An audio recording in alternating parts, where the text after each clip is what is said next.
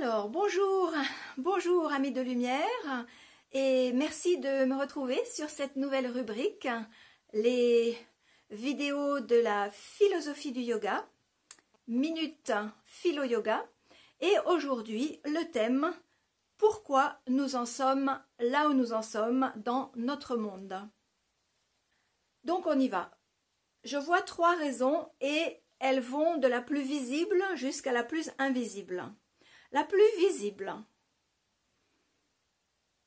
Imaginez une balance. Voilà, vous voyez une balance avec ses 2 plateaux et puis la petite aiguille du milieu.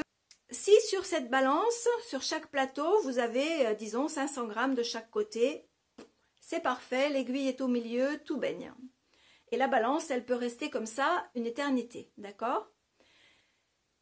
Mettons que vous mettiez 1 kg et 500 grammes. 1 kg d'un côté, 500 grammes de l'autre. Forcément, un plateau va descendre, l'autre va monter, l'aiguille va bouger. La balance va peut-être trouver un équilibre, mais ça sera relativement instable. Ça ne pourra pas forcément durer bien longtemps. Et puis, si on continue comme ça, si on met 2 kg et qu'on laisse 500 grammes, et 3 kg, et 10 kg, et 100 kg, et qu'on laisse 500 grammes, et bien à un moment donné, vous pouvez être sûr que la balance, elle va être capoute, elle va se disloquer, elle ne tiendra plus, les mécanismes vont exploser, plus rien ne pourra tenir et on ne pourra même plus récupérer l'ustensile. Eh bien, notre monde, imaginez que la nature, le cosmos, a besoin d'équilibre pour être viable. Or, je pense que ça ne fait plus aucun doute maintenant pour la plupart d'entre nous, si ce n'est pas tout le monde, je ne sais pas, mais notre monde était arrivé à un niveau de déséquilibre tel que il devait exploser ou imploser, comme on veut. Ça ne pouvait pas tenir, hein, sans aller jusqu'à des détails pas forcément très agréables, mais le simple fait qu'une poignée de population détienne toutes les richesses de la planète, c'est juste impossible. Non seulement ça n'est pas éthique, mais dans les lois de la nature même, ça n'est pas viable, ça n'est pas durable. Donc c'est quelque chose qui ne pouvait pas durer et dans ce sens-là, eh bien ce clash ou ce crash ne peut être que bénéfique. Il est extrêmement difficile à vivre, j'en suis tout à fait d'accord, c'est évident, hein, et c'est bien pour ça justement que je vous propose ces petites vidéos. Mais il était non seulement nécessaire, mais il sera aussi salvateur. Ça, j'en suis convaincue et on en reparlera dans les autres vidéos. Deuxième raison. Alors là, on commence à aller dans l'invisible, mais de l'invisible qui est tout à fait compréhensible dans la vie de tous les jours. On arrive dans l'invisible parce qu'on va faire appel à notre nature d'être humain. La nature de l'être humain, elle est essentiellement duelle, 2. Ça veut dire quoi? Ça veut dire que nous avons 2 pôles. Ces 2 pôles, quels sont-ils?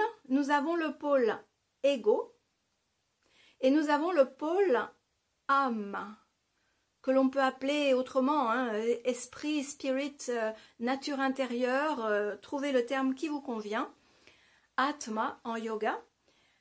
Et ces 2 pôles cohabitent à l'intérieur de nous, mais ont des aspirations essentiellement différentes, et c'est ce qui crée beaucoup de conflits à l'intérieur de nous. Tandis que l'ego, par définition, ne s'occupe que de lui, hein, l'ego vise à la survie de l'être humain qu'il est en train de protéger. Eh bien, l'âme, elle vise à l'ouverture vers l'extérieur, vers les autres, vers le monde.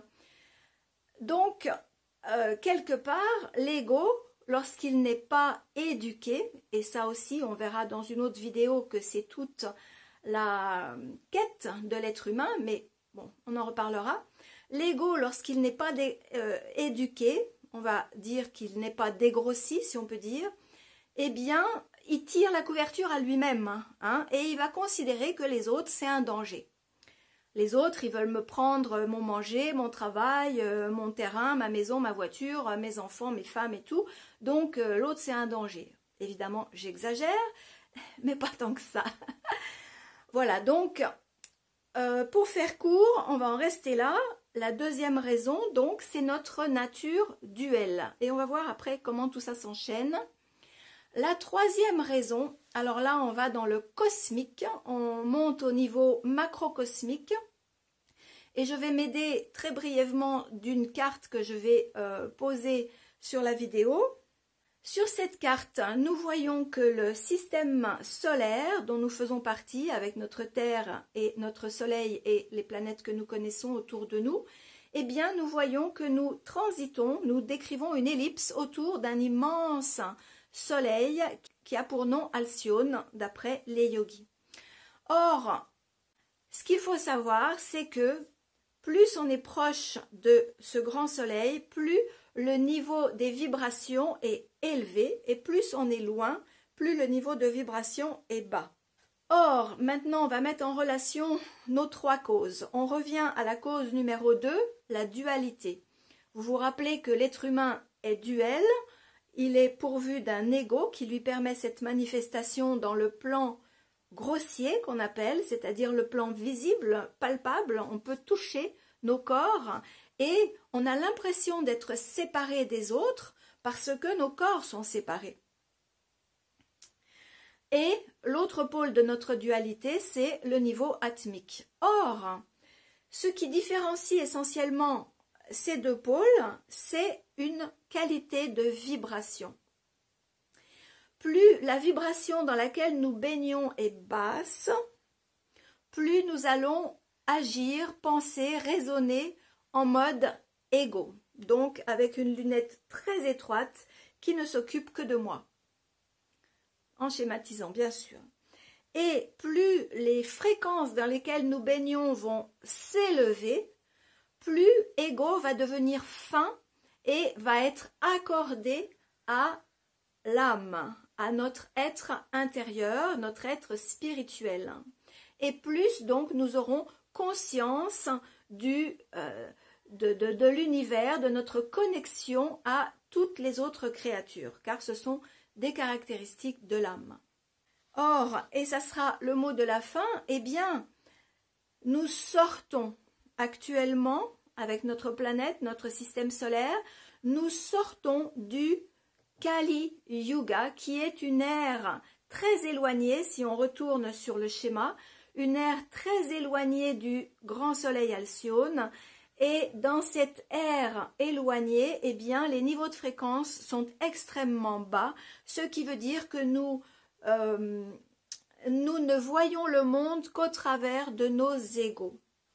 C'est donc la raison pour laquelle nous avons agi d'une façon essentiellement individualiste et nous en sommes arrivés à ce paroxysme d'individualité, d'égoïsme, de haine, de colère, de guerre, de rivalité, etc., etc.